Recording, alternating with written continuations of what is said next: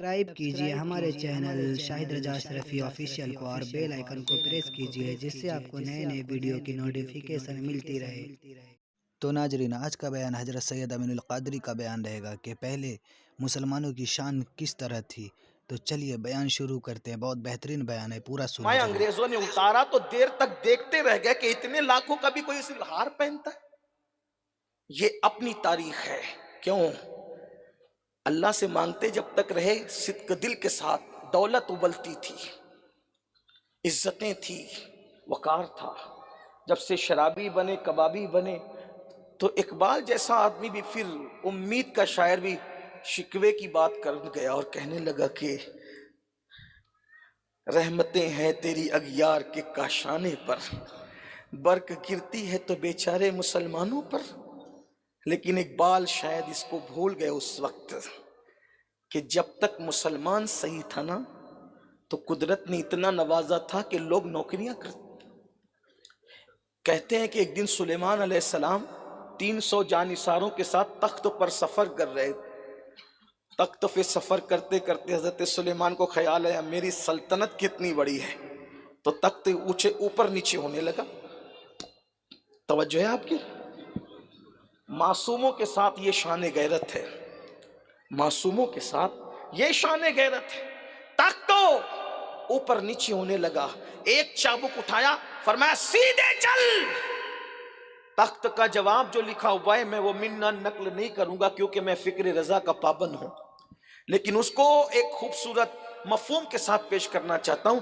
سلیمان علیہ السلام نے جب فرمایا سیدھے چل کوڑا مار کر، تو غیبی آواز آئی تخت پہ بیٹھنے والے اگر اپنی اصلاح کر لیں تو پھر تخت کی اصلاح خود بخود ہو جائے۔ توجہ فرمائے، اس کا مطلب حالات یوں نہیں بدلتے۔ وہ جو 300 اوپر بیٹھے ہوئے تھے جانثار سلیمان علیہ السلام کے، ان کی اپنی طبیعت نے کچھ کہا تو پیغمبر کو یہ جواب دیا گیا ہم کیوں جب تک عاشق تھے بادشاہ تھے۔ اور ایک بات آپ سے کہہ دوں، کوئی خواب نہیں دکھا رہا ہوں، اللہ کی قسم، آج بھی اگر عاشق بن جاؤ تو بادشاہ تمہاری غلامی نہ کریں تو پھر کہنا۔ غریب نواز کی غلامی کیوں ہو رہی ہے؟ ایک لباس پہ پوری زندگی گزار دی۔ کون سی دولت تھی غریب نواز کے پاس؟ آپ بتائیں۔ غوث پاک تو ظاہری اعتبار سے بہت دولت مند تھے، لیکن غریب نواز کے پاس ظاہری کون سی دولت تھی؟ زندگی کا طویل حصہ انا ساگر کے نیچے گزار دی۔ خلجی نظر آ رہا ہے، گوری نظر آ رہا ہے، اکبر جیسا ملحد اور بے دین بھی کھڑا نظر آ رہا ہے۔ بتائیں تو صحیح نا؟ تو یہ قوت عشق ہے۔ تو بات کہیں نہ کہیں سمیٹنی پڑے گی۔ عرض یہ کر رہا تھا 7 کروڑ کا تخت بنایا شاہ جہاں نے، ذرا سنیں اس کو۔ جب تخت پہ بیٹھے شاہ جہاں تو کہا وضو کے لیے پانی لاؤ، وضو کے لیے پانی لایا تو وہی بیٹھ کر تخت پہ وضو بنانے لگے۔ سارے انجینئر منہ تکنے لگے، ہمارے تخت پہ پانی پھر رہا ہے۔ کتنا خوبصورت جملہ انجینئروں نے کہا، وضو کا پانی گر رہا تھا تو کہا ہمارے تخت پہ پانی پھر رہا ہے۔ وہیں شاہ جہاں کھڑے ہو کر 2 رکعت نماز ادا کی اور جواب دیا جب اتنا کروڑوں کا تخت دیکھا تو میرے دل میں خیال آیا فرعون کے پاس بھی تخت تھا، نمرود کے پاس بھی تخت تھا، تو میں نے سوچا انہوں نے بڑے تخت پہ کہا انا ربکم الاعلیٰ، اس لیے میں نے سوچا انہوں نے انا ربکم الاعلیٰ کہا تو ذلیل ہو گئے، میں سبحان ربی الاعلیٰ کہہ دوں تاکہ ذلت سے بچ جاؤں۔ اس فکر کی تلاش میں جب ہم نکلے تو پتا چلا میاں میر محمد کی تربیت تھی۔ 7 کروڑ کے تخت سے اٹھ کر کے جب ان کی جھوپڑی میں جاتا تو شاہ جہاں کہا کرتے تھے 7 کروڑ کے تخت پہ اتنا سکون نہیں ملتا جہاں جتنا سکون میاں میر محمد کی کٹیا میں ملا کرتا۔ آج میری قوم کے پاس عشق والوں کی کمی ہے، اور یاد رکھنا پھر کہتا ہوں کتابوں کی طرف ضرور بڑھو، لیکن کتابوں کے ساتھ ذرا اہل دل کی صحبت بھی تلاش۔ اسی لیے عارف رومی نے کہا تھا کہ یک ساتھ صحبت با اولیاء بہتر از 100 سالہ طاعت بیریا۔ اور جب عشق نصیب ہوا رومی کو تو رومی نے کیا کہا؟ کہتے ہیں 100 کتاب و 100 ورق در نار کن،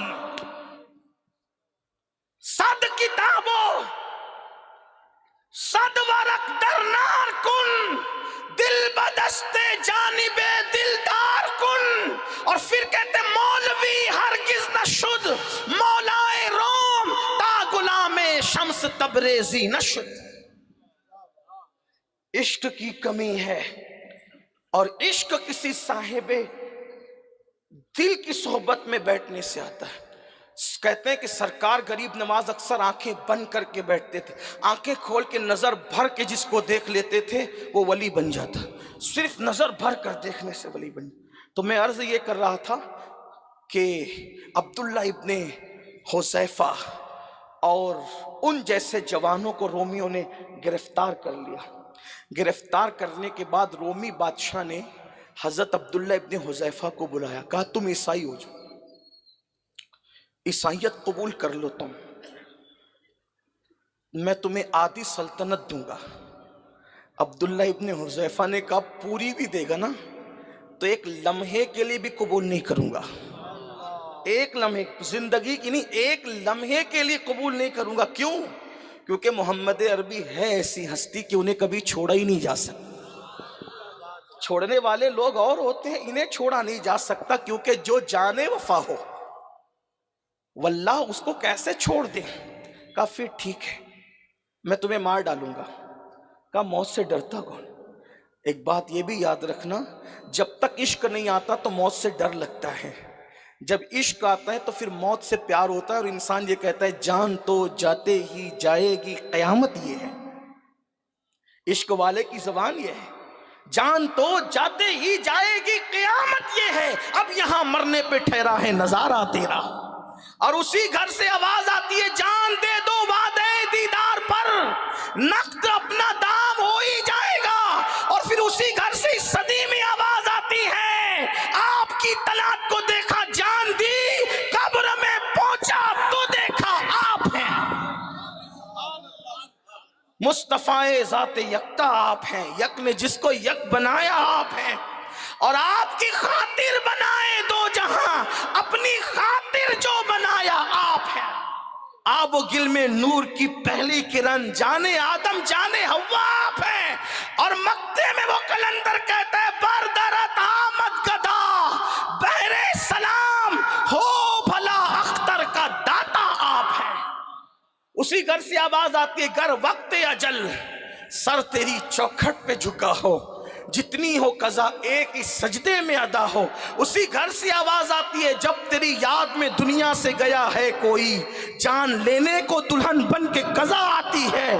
اسی گھر سے آواز آتی ہے کہ اس کی قسمت پہ فدا تخت شہی کی راحت, اس کی قسمت پہ فدا تخت عشق بول رہا ہے, تخت شہی کی راحت, خاک طیبہ پہ جسے چین کی نیند آئی ہو. سوچو تو صحیح, جب تک عشق نہیں ہوتا موت موت لگتی ہے, جس دن عشق آتا ہے تو پھر موت تحفہ لگتی. تو عبداللہ نے کہا کہ یہ میرے لیے کوئی بات نہیں ہے, مارنا مار ڈالوں. کیسے نہیں ماروں گا, اب دیکھ تجھے کیسے مارتا ہوں. پھانسی کے پھندے پہ لٹکایا اور کہا بچوں کے ہاتھ میں جب وہ چھریاں دے کر کے اس کے جسم میں چبو دو. چبوتے رہے, کہا بتا اب کیا خیال ہے. کہا جو مزہ اس میں آ رہا ہے وہ مزہ تو نرم گدوں پہ نہیں آتا, اس لیے کہ عشق میں تکلیف اٹھانے کا بھی ایک مزہ ہوتا ہے. کوئی بلال سے پوچھے صہیب سے جانے, کوئی بلال سے پوچھے صہیب سے سمجھے, سزائے عشق سزائے عظمت سرکار کا مزہ کیا ہے, وہ لذت کیا ہے جو عشق رسول میں سزا دی جاتی ہے. تو اتار لیا سولی سے اتارنے کے بعد کا ایک کام کرو, اس کو تیل کی کڑاؤں میں ڈالو. تیل گرم کیا کڑائی کے اندر, گرم کرنے کے بعد حضرت عبداللہ کو بلایا, عبداللہ ابن حذیفہ کو, اور بلانے کے بعد ان کے سامنے ایک مسلمان کو بلا کر, یعنی جو قیدی تھے ان کو بلا کر تیل میں ڈال. تھوڑی دیر میں ہڈیاں اوپر تیرنے لگی, اتنا گرم تھا تیل. کہا دیکھو یہ انجام ہوگا. کہا برداشت, بتائیں ہمیں. اس لیے کہ جب حسن یوسف سامنے ہو تو انگلیاں کٹنے کا درد نہیں ہوتا, جب حسن مصطفیٰ سامنے ہو تو تیل کی کڑائی کیا حیثیت رکھتی ہے. اور یار کی عادت ہے کہ وہ سرے بالی ضرور آتے ہیں, किस लिए आते हैं, सरे बाली उन्हें रहमत की अदा लाई है, हाल बिगड़ा है तो बीमार की बन आई है। अब्दुल्ला इब्ने हुज़ैफा, बस यही हाल था। कढ़ाई उबल रही थी, तेल की कड़कड़ कर रही थी। ऐसे में हज़रत अब्दुल्ला के लिए हुक्म होता है, डाल दो इसको। जैसी तेल के करीब गए, एकदम पुरसुकून थे, मुतमईन थे। इश्क वालों को नफ्से मुतमईना नसीब होता है, पुरसुकून थे हज़रत अब्दुल्ला इब्ने हुज़ैफा। लेकिन जैसे ही कढ़ाई के करीब पहुंचे, पट पट आंख से आंसू निकलने लगे। बादशाह खुश हो गया, अपने मंसूबे में कामयाब हो गया हूं। क्यों? मुसलमान रो दिया। का रोको, ठहरो, पूछूं तो सही क्यों रो रहे? कहा मौत से अच्छे अच्छे रो पड़ते हैं, अब क्यों रो रहे हो? कहा वल्लाह मौत को सामने देखकर नहीं रो रहा हूं, मुझे ख्याल आया कि एक ही जान अल्लाह ने दी है, इसलिए एक जान नबी के नाम पे कुर्बान कर रहा हूं। काश मेरा अल्लाह मुझे इतनी जाने देता, मेरे जिस्म पे जितने बाल है उतनी जाने अल्लाह देता, एक एक करके सब आमिना के लाल पे कुर्बान करता चला जाता। अच्छा, इसको अब मत मारो, अब इसको रूहानी अजियत दो। कैद कर दिया। बरसों बरसों पहले की तारीख है, बल्कि सदियों पहले की तारीख। अब्दुल्ला इब्ने हुज़ैफा को कई दिन तक भूखा रखा, और जब भूख से बेचैन हुए तो शराब और सूअर का गोश्त हजरत अब्दुल्ला को खाने के लिए दिया। हालांकि हालत इज़्तिरार में, इज़्तिरारी हालत के अंदर, यानी कि जब मौत सामने हो तो फिर इस तरह की चीजें आने पर फिर उलमा की तरफ से इजाजत होती है कि जान बचा लें। अब्दुल्ला ने नहीं खाया न सूअर का गोश्त न शराब। जब पूछा बुलाकर क्यों नहीं खाते, कहा कि इस हालत में तो खा सकते हैं, मगर खा करके तुझे खुश करके अपने ईमान की कमजोरी का सबूत नहीं दे सकता, इसलिए नहीं खाया। मैं आपसे पूछता हूं, सूअर खाना हराम है कि नहीं?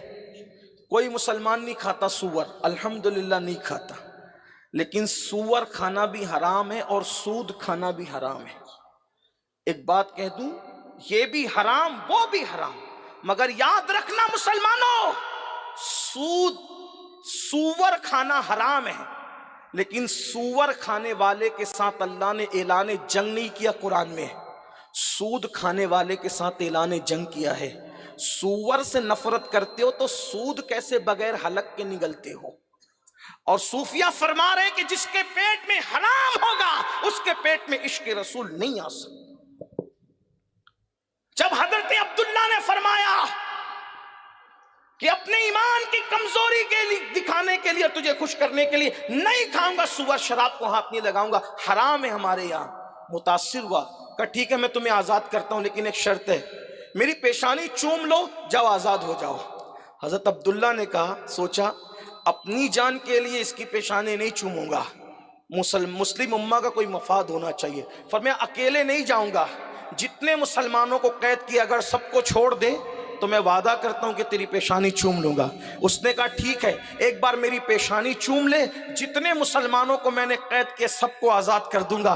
बस यही बात थी। फिर क्या हुआ, अल्लाह अकबर, उस हजरत अब्दुल्ला इब्ने हुज़ैफा ने उसकी पेशानी चूमी, और पेशानी चूमने के बाद उसने सारे मुसलमानों को आजाद कर दिया। अल्लाह अकबर। जब हुज़ैफा सारे नौजवानों को लेकर पहुंचे तो फारूक आजम का दौर था। सैयदना फारूक आजम ने पूछा, उन्होंने तो तुम्हें कैद कर लिया था, कैसे छोड़ दिया? तो हजरत अब्दुल्ला इब्ने हुज़ैफा ने पूरी दास्तान सुनाई। फारूक आजम सुन के रोते रहे और कहा मुसलमानों को आजाद कराने के लिए तुमने उसकी पेशानी चूमी। फिर आपने ऐलान फरमाया, ऐ मुसलमानों, अब्दुल्ला ने इतना बड़ा काम किया है, अब्दुल्ला इसका हकदार है कि इसकी पेशानी चूमी जाए और सारे मुसलमान इसकी पेशानी चूमे। और उसके बाद फरमाते शुरुआत मैं खुद करूंगा। फारूक आजम ने भी पेशानी चूमी और सारे सहाबा ने अब्दुल्ला की पेशानी चूमी। बताओ ये जुर्रत क्यों आई थी? वो इश्क रसूल की कुव्वत थी, कुव्वत इश्क थी। आज मुसलमान नौजवान बुज़दिली की तरफ इसलिए है कि कुव्वत इश्क से आज हम अपने आप को दूर किए जा रहे हैं। अल्लाह अकबर। हम कहते हैं आशिक है जिसका इश्क रसूल इतना कमजोर हो کہ घर के बिस्तर से उठाकर मस्जिद मोहल्ले की मस्जिद तक न ले जा सके, उसका इश्क उसे जन्नत तक कैसे ले जाएगा। पता चला इश्क तो वो होता है जो मक्तल गाह भी ले जाता है और जन्नत भी ले जाता है। मुसलमानों, आज हम इश्क की बातें कर रहे हैं, रस्मी इश्क की बातें, रस्मी मुसलमानियत की बातें। हकीकत में हम इश्क मुस्तफ़ा से दूर है, मोहब्बत रसूल से दूर है। आइए इश्क का सबक सीखिए। मैं 3 बातें पढ़कर बात अपनी मुकम्मल करता हूँ। सूफिया फरमाते हैं इश्क की 3 अलामतें होती है, उसी को पढ़ के बात मुकम्मल। नंबर 1, जिससे इश्क होता है इंसान उसका जिक्र कसरत से करता है। बताओ हुजूर का जिक्र कितना करते हैं हम। खुदा की कसम, जिस दिन हुजूर का जिक्र करेंगे उस दिन गीबत से बचेंगे। आज कौन है वो जो गीबत नहीं करता। और लोग आज इतने मुत्तकी है, कहते हैं अल्लाह तौबा, मैं गीबत की नीयत से नहीं बोल रहा हूं, मैं तो सिर्फ बताने के लिए बोल रहा हूं। तो फिर गीबत और से कौन सी चिड़िया का नाम है? जो गीबत करता है वो मरे हुए भाई का गोश्त खाने वाला है। गीबत जिना से भी बदतर है। अलगीबत अशद्दु मिनज़ जिना, गीबत जिना से ही बदतर है। इतना कह दिया ना कि उसकी आंख छोटी थी गीबत हो गई, वो तो नाटा है, उसकी आंख वो गीबत हो गई। वो तो अपने आप को बहुत होशियार समझता है, गीबत हो गई। उसकी आस्तीन तो छोटी थी, वो गीबत हो गई। उसकी नाक तो नकटी है, गीबत हो गई। जिससे इश्क होता है उसका जिक्र कसरत से। इसीलिए तो मेरे इमाम कहते हैं इश्क सच्चा था ना, कहते दहन में ज़बान। यार कोई इतना कीमती थोड़ी है कि उसके पीछे बैठ के हम उसकी गीबतें करें और उसके अमाल नामे को धोते रहें। गैरत वाले तो कहते हैं यार की यारी से फुर्सत नहीं है, किसी का नाम क्यों लें।